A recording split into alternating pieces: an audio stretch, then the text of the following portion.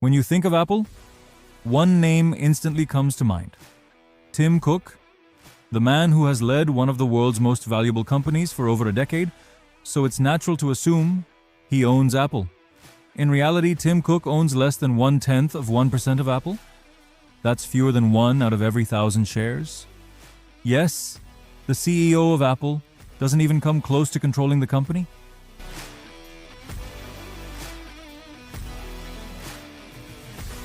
The answer isn't a single billionaire, not a family, or even a single country government. Apple is a publicly traded company, which means its ownership is spread across millions of shareholders around the world. Among those shareholders, the largest is Vanguard Group, which owns nearly 9% of Apple. Right behind it is BlackRock, holding roughly 7% of the company.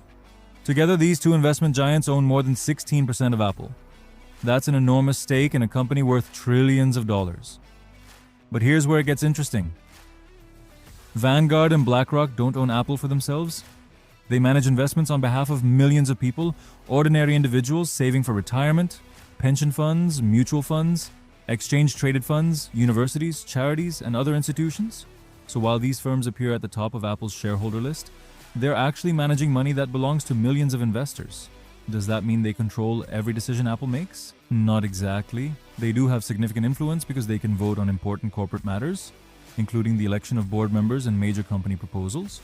But Apple's future is shaped by a combination of its board of directors, executive leadership, and the collective votes of shareholders. That's what makes Apple's ownership so fascinating. The company isn't owned by one person. It's owned by millions of people across the world.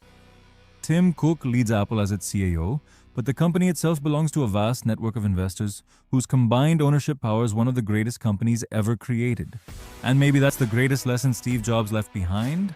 Great companies aren't built to be owned by one person. They're built to outlive them.